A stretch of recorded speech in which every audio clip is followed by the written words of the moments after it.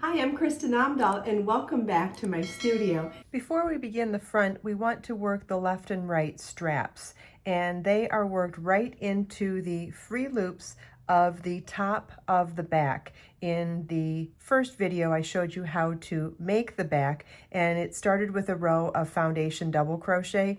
So to make the straps, we're going to start with the left strap, and we're going to work, this is a reduced size sample. On the full-size sweater, regardless of what size you're making, the pattern will tell you how many stitches to start over from the left edge, and you'll join here, not at the beginning of the row, to begin the rows for the left side, and the right strap will begin right at the edge. So we'll start with the right strap, and we're going to join with a slip stitch into that first stitch at the beginning of the row. Chain 3 counts as a double crochet, and work an arbitrary number of double crochets across for the strap. Again, this is a reduced size sample, so just giving you the gist of what we're doing. The actual numbers for all of these steps for whichever size you're making are written explicitly in the pattern. So at the end of row 1 of the right side strap, we're going to turn our work, chain 3, and work 1 double crochet, that counted as the first double crochet, and 1 double crochet in each stitch across. That's row 2. Rows 3 through 5 are a repeat of row 2.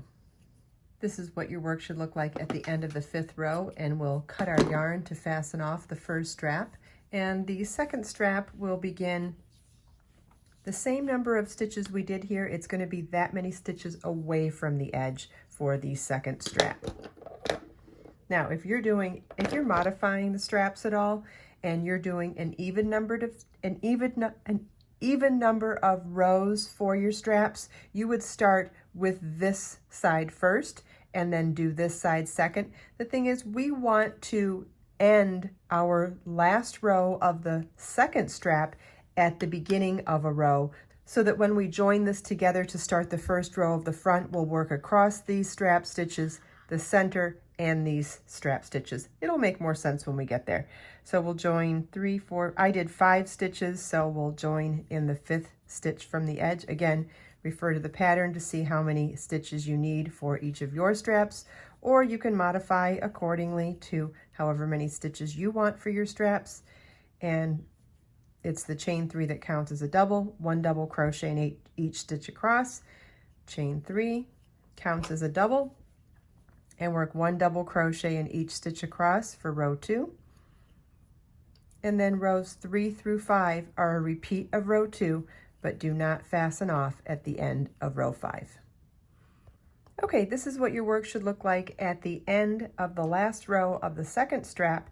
And now what we're going to do to join these together and start row 1 of the front is work a chain 3 at the beginning of this row, 1 double crochet across each stitch of this strap,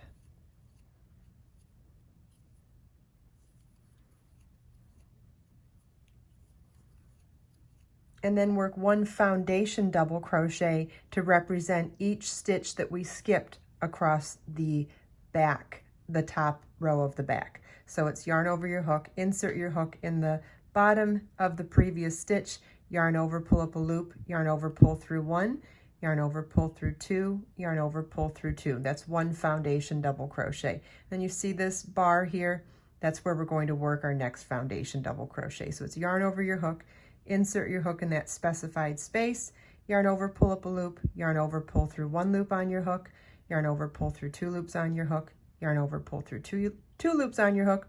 We'll do that one more time. Yarn over, insert your hook in that bar, yarn over, pull up a loop, yarn over, pull through 1 loop on your hook, yarn over, pull through 2 loops on your hook, yarn over, pull through 2 loops on your hook.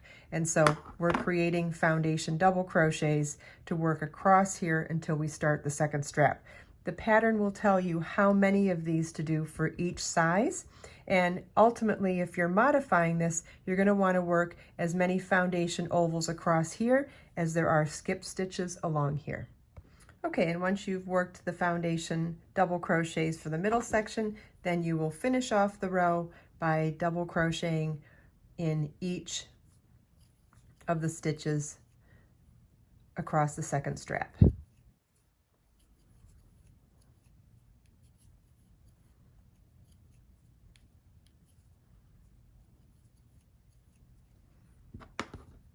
Okay, you can use this tail to cinch up the bottom edge of that stitch.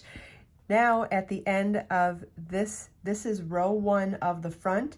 You should have the same number of stitches as we had on row 1 of the back, and the rest of the front is absolutely identical to the back through all of the body rows and the edging rows. And at the end of the final row of the edging, you will fasten off for the front as well. And then the next section would be to work the side gussets for the front and back, and that will be on the right and left side of both the front and back, and you'll be working in the end of rows here. So it's going to be 2 double crochets in each end of row along the sides to create those side gussets. And you can also modify those. Pay attention to the schematic, and if you're in between sizes, you might want to make the smaller size and add more gusset stitches here, or you could make the larger size and work less gusset stitches here, or less gusset rows. That can adjust the width of your final Giselle pattern. I hope you enjoyed this video. If you have any questions at all, please feel welcome to leave them for me in the comments. And if you check out the video description, I've provided links for everything we talked about in this video. Let us make time to create, share, and inspire today and every day. I'll see you in the next video.